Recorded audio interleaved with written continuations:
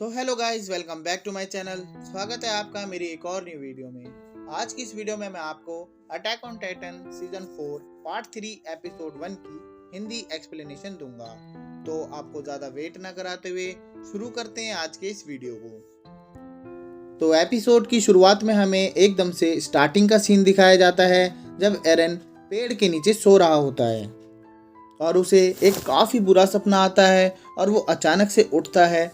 तभी उसके सामने मिकासा खड़ी होती है और वो मिकासा से रोते हुए बोलता है कि मिकासा, मैंने एक बहुत बुरा सपना देखा जो कि शायद ही कभी ख़त्म हो पाएगा। इतने में हमें रिसेंट में मार्ले का सीन दिखाया जाता है जहाँ पर हमें दो बच्चे दिखाए जाते हैं जिनका नाम रामजी और खलील होता है, जो कि बेसिकली चोर होते हैं। बिकॉज मार्ले में एल्डियंस का कितना बुरा हाल है ये तो आप लोगों को पता ही है। तभी ये दोनों बच्चे देखते हैं कि काफ़ी लोग यहाँ पर सामने से भागते हुए आ रहे होते हैं और दोनों सोचते हैं कि यार यहाँ पर क्या चल रहा है। तभी इनके सामने से रंबलिंग होती हुई इन्हें दिखाई देती है और बड़े बड़े वॉल टाइटन्स सामने से उन्हीं की तरफ चलकर आ रहे होते हैं। यहाँ पर हमें फिर से पहले का सीन दिखाया जाता है जब एरन मार्ले की गलियों में घूम रहा होता है और सोचता है कि यहाँ पर इतने सारे लोग हैं जिन्हें वो एक समय पर आकर मार डालेगा और इन सारे लोगों के ड्रीम्स, फ्रेंड्स, फैमिली सब खत्म हो जाएंगे और एल्डियंस जब पूरी तरीके से दुनिया से खत्म हो जाएंगे तब ये टाइटन्स की प्रॉब्लम भी खत्म हो जाएगी और फिर से कभी किसी एल्डियन को ऐसे सफ़र नहीं करना पड़ेगा। तभी एरन की नज़र एक गली में पड़ती है जहाँ वो देखता है कि एक छोटे बच्चे को 3 मर्चेंट मिलकर खूब धो रहे होते हैं और जब एरन उनको देखने के लिए उनके पास जाता है तब ये लोग यही कहते हैं कि ये हमारे बिजनेस के लिए हानिकारक है, ऐसे चोरों की वजह से हमारा बिजनेस सक्सेसफुल नहीं हो पाता है। फिर एरन सोचता है कि मैं इतना अच्छा क्यों सोच रहा हूँ, मैं तो वैसे भी इन सबको जान से मार ही दूंगा, इवन इस छोटे बच्चे को भी। पर फिर एरन उस बच्चे को बचा लेता है और उसको उसके घर तक छोड़कर आता है। वो बच्चा एरन को थैंक यू बोलता है पर यहाँ पर एरन रोने लगता है और वो उस बच्चे को सॉरी बोलता है और उससे माफ़ी मांगता है। एंड देन हमें प्रेजेंट का सीन दिखाया जाता है और हमें पता चलता है कि यही वो बच्चा है जो अभी रंबलिंग देख रहा है। इन दोनों में से एक भाई को एरन ने उस दिन बचाया होता है और ये दोनों बच्चे काफ़ी डर जाते हैं और ये लोग यही सोचते हैं कि यार ये टाइटन्स यहाँ पर क्या कर रहे हैं और ये कहाँ से आए हैं। इतने में रंबलिंग धीरे धीरे आगे बढ़ने लगती है और ये लोग यहाँ से भागने लगते हैं और भागते भागते उन दोनों भाइयों में से एक की जेब में से पैसे नीचे गिर जाते हैं जिसे उठाने के लिए खलील आगे बढ़ता है। तभी हमें दोबारा से एरन का सीन दिखाया जाता है जो कि बोलता है कि मैंने सोचा था कि मैं बड़े बड़े समुद्र देखूंगा, आइस फील्ड्स देखूंगा, बाहर की दुनिया कितनी मस्त होगी, बट ऐसा कुछ भी नहीं है। यहाँ पर सब कुछ कितना अलग है। जो भी उसने आर्मिन की बुक्स में चीज़ें देखी थी वो तो रियलिटी में एग्जिस्ट ही नहीं करती है और वो जब बाहर की दुनिया में आया तो उसे काफ़ी डिसअपॉइंटमेंट मिली।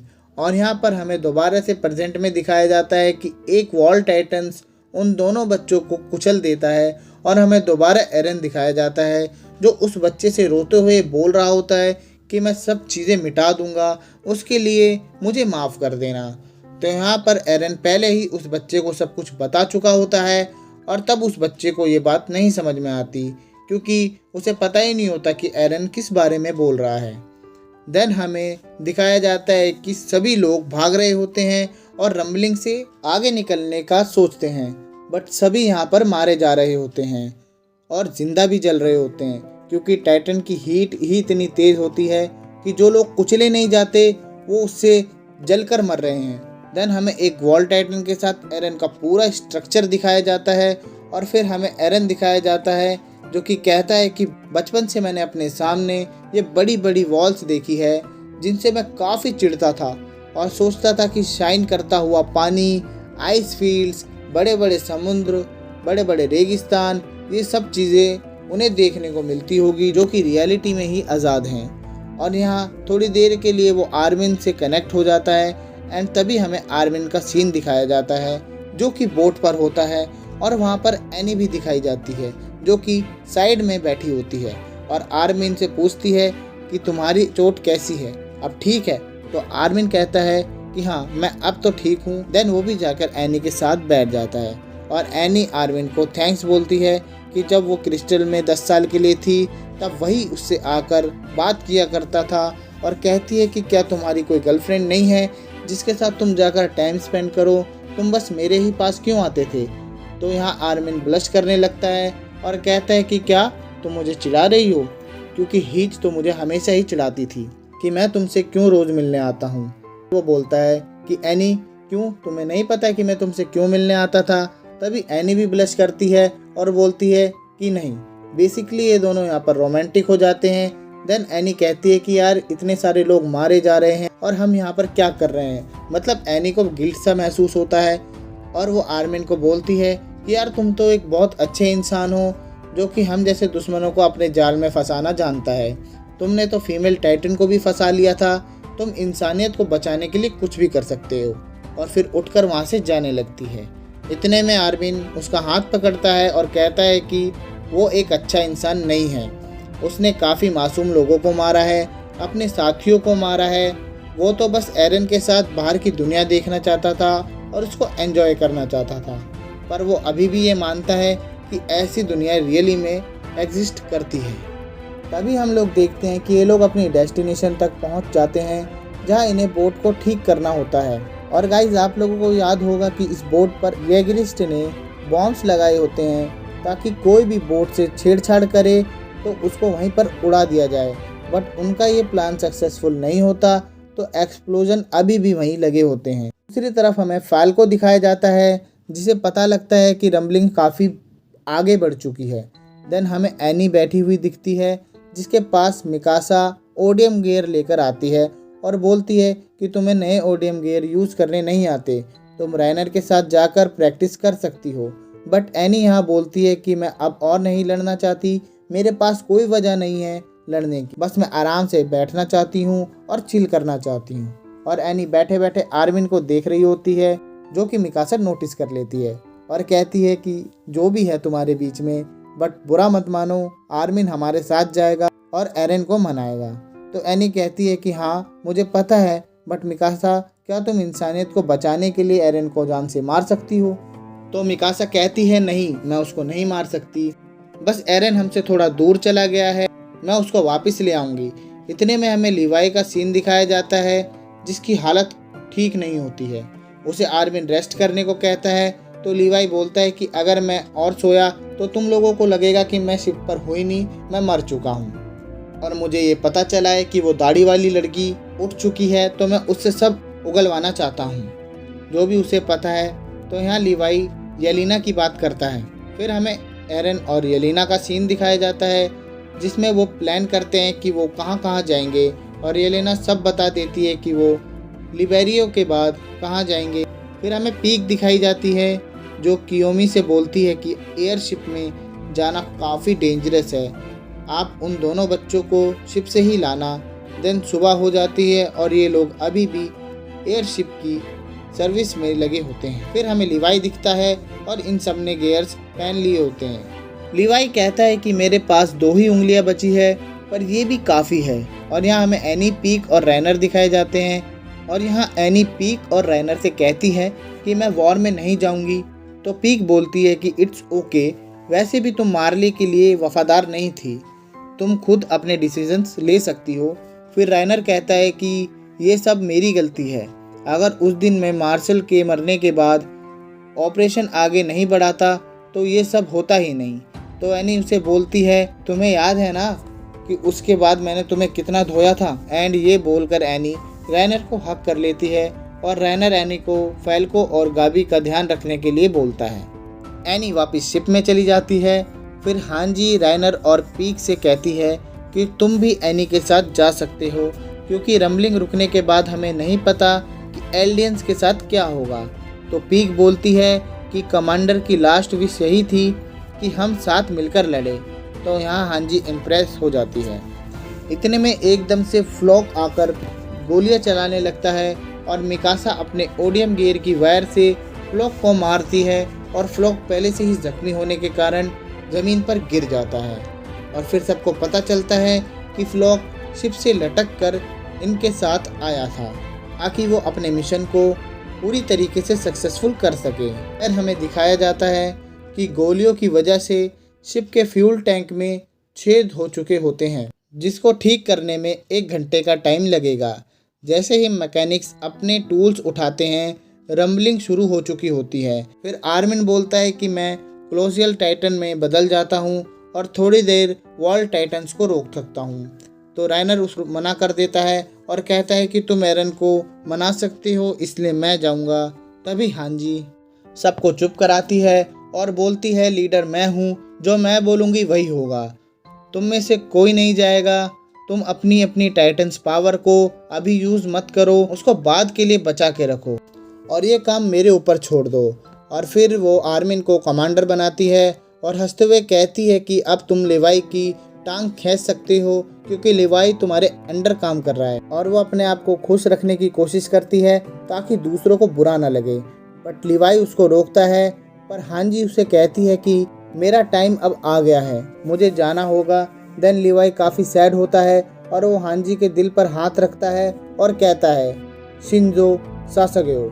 एंड देन हांजी मुस्कुराते हुए कहती है कि मैंने तुम्हारे मुंह से पहली बार ये वर्ड सुना है, शिंजो सासगेओ। देन हांजी जाने लगती है और सारे लोग हांजी के पीछे भागते हैं, बट वो अपने गियर्स के साथ हवा में उड़कर टाइटन्स के पास जाने लगती है और एक एक करके उनको मारने लगती है। ये सीन काफ़ी तगड़ा था और काफ़ी मस्त था। देन हमें सभी लोग एयरशिप में बैठ के उड़ने के लिए रेडी दिखाए जाते हैं और एक टाइटन उनके पास आ जाता है, बट हांजी उसको मार देती है और वो एंड तक लड़ती है जब तक कि वो पूरी तरीके से जलकर मर नहीं जाती। और गाइस इस सीन पर मुझे रोना आ गया। आप लोग भी इस सीन को जब देखोगे तो सच्ची में आप लोगों को भी रोना आएगा। फिर हांजी को सब पीछे से मुड़कर देखते हैं तो हांजी पूरी तरीके से जल चुकी होती है। सभी रोने लगते हैं, सभी की आंखों में आंसू होते हैं। देन हमें हांजी दिखाई जाती है जो कि एकदम से ज़मीन पर से उठती है और कहती है कि एयरशिप कहाँ है। तब वहाँ सारे कॉमरेड्स इंक्लूडिंग एरविन भी खड़ा होता है, जो बोलता है कि वो उड़ गया, तुमने काफ़ी अच्छा काम किया हांजी। मतलब कि हमें ये दिखाया जाता है कि हांजी मर चुकी है और वो अब अपने साथियों के साथ स्वर्ग में है। फिर हमें एयरशिप का सीन दिखाया जाता है जिसमें सभी एरन के लिए प्लानिंग कर रहे होते हैं कि उसको कैसे रोकना है। पीक एरन की पूरी बॉडी को उड़ाने की बोलती है तो मिकासा शॉक्ड हो जाती है। तभी आर्मिन बोलता है कि ये तभी होगा जब एरन को हम नहीं मना पाएंगे। इतने में लिवाई कहता है कि एरन फाउंडिंग टाइटन का यूज़ ज़ीक की वजह से कर रहा है, अगर हम उस बंदर को ही मार दे तो रंबलिंग रुक जाएगी। तो आर्मिन कहता है कि ये कर सकते हैं। इतने में पीक कहती है कि हमें तो उसकी लोकेशन भी नहीं पता। तब लिवाई कहता है कि ये मैं कर लूँगा, बस तुम लोग मुझे थोड़ा सपोर्ट करना। तभी जीन राइनर से कहता है कि यार मैं कितना गलत था, मैंने तुम पर काफ़ी गुस्सा किया, वैसे देखा जाए तो तुम और मैं भी बिल्कुल एक जैसे ही हैं। तभी राइनर बोलता है कि ये बात मुझे एरन ने भी बोली थी और अब मैं समझ पा रहा हूँ कि एरन क्या कहना चाहता था। वो चाहता है कि हम उसे रोक दें। तभी आर्मिन कहता है कि मैं भी यही सोच रहा था, क्योंकि अगर एरन टाइटन की हेल्प से सभी एलियंस को कंट्रोल कर सकता है तो रंबलिंग शुरू होने पर भी हम अपनी टाइटन्स पावर का यूज़ कैसे कर पा रहे हैं, जबकि वो ये जानता है कि जब हम अपने पावर्स को यूज़ करेंगे तो हम उसको ज़रूर रोकेंगे। एंड देन सभी एक बार फिर से कोऑर्डिनेट पर चले जाते हैं और सभी सोचते हैं कि ये एकदम से क्या हुआ। और लिवाई कहता है कि कहीं एरन ने हमारी सारी बातें तो नहीं सुन ली। फिर सब एरन को आवाज़ देते हैं और रुकने को बोलते हैं।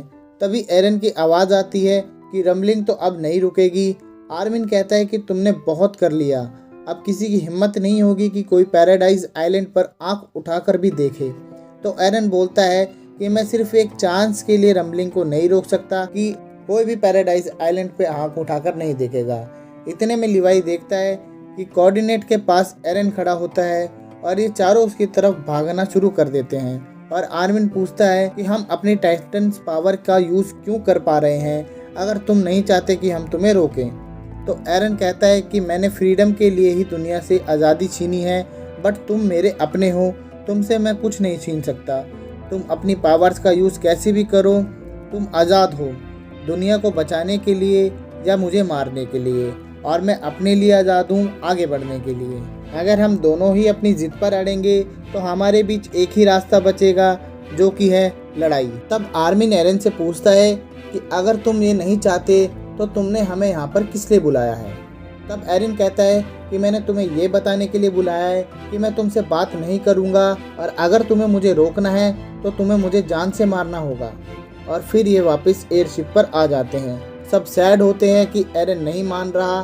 तभी लीवाई आर्मिन से पूछता है कि अब क्या करना है लीडर। तब आर्मिन कुछ नहीं कहता। फिर हमें यहाँ शिप का सीन दिखाया जाता है, जहाँ मिस कियोमी को लग रहा होता है कि मिकासा और आर्मिन मिलकर रंबलिंग को रोक लेंगे, और खुद को दोष देते हुए वो कहती है कि ये सब मेरी वजह से हुआ। अगर मैं नहीं होती तो जीक और एरन कभी मिलते ही नहीं। ये सब मेरी गलती है। इतने में फाल्को और गाबी आते हैं, जो बोलते हैं कि फाल्को ने जीक की मेमोरीज देखी है। एनी पूछती है कि तुमने क्या देखा। तब फाल्को बोलता है कि बादलों में ऊपर उड़ना, और मुझे ऐसा लगता है कि मैं भी ऐसे कर सकता हूँ। दूसरी तरफ हमें ट्रेन का सीन दिखाया जाता है, जहाँ मिस्टर लियोनार्ड ने लोको पायलट को बंदी बना रखा होता है, और उस ट्रेन में सब होते हैं, जैसे राइनर की मॉम, गाबी के parents and all. Mister Leonard pilot को बोलता है कि जल्दी चलाओ, अगर एयरशिप होंगे तो हम लोग यहाँ से निकल सकते हैं। बट ऊपर पहुँचकर उन्हें एक भी एयरशिप नहीं मिलती। उनकी होप खत्म हो जाती है। फिर हमें कमांडर म्यूलर दिखाया जाता है, जो कहता है कि हमारी सारी एयरशिप आगे बढ़ चुकी है और ये लास्ट ग्रुप है जो टाइटन्स के ऊपर जाकर बॉम्ब डालेगा। बट इतने में ही फाइंडिंग टाइटन के अंदर से ट्रांसफॉर्मेशन होने लगती है, और हमें बीस्ट टाइटन दिखता है, जो कि हाथ से क्रिस्टल फेंकता है और सभी एयरशिप को गिरा देता है। इतने में हमें बादलों के बीच में से आर्मिन लोगों की शिप दिखती है, और ये लोग शिप में से जंप कर देते हैं। और तभी रायनर अपने टाइटन में ट्रांसफॉर्म होके बीस्ट टाइटन के ऊपर कूद जाता है, और सारे लोग धीरे धीरे फाउंडिंग टाइटन पर जंप करने लगते हैं। तो आर्मिन एरन के स्कल पर खड़ा होकर कहता है कि एरन, तुम आज़ाद कैसे हो जब हम थोड़ी देर में तुम्हें इसमें से बाहर निकालने वाले हैं। तो यहीं पर एपिसोड ख़त्म हो जाता है। आई होप गाइज तुम लोगों को ये वीडियो अच्छी लगी होगी। अगर वीडियो अच्छी लगी हो तो वीडियो को एक लाइक ज़रूर देना, चैनल को सब्सक्राइब ज़रूर करना, और नोटिफिकेशन बेल को ऑल पे सेट कर देना। अब जो नेक्स्ट एपिसोड है वो अगली वीक आएगा। तब तक चैनल पर बने रहना। यार काफ़ी मेहनत लगती है वीडियो बनाने में, तो प्लीज़ यार थोड़ा सा सपोर्ट दिखाओ। आपके भाई को अभी आपकी बहुत ज़रूरत है। तो मिलता हूँ आपसे नेक्स्ट वीडियो में। तब तक के लिए बाय बाय।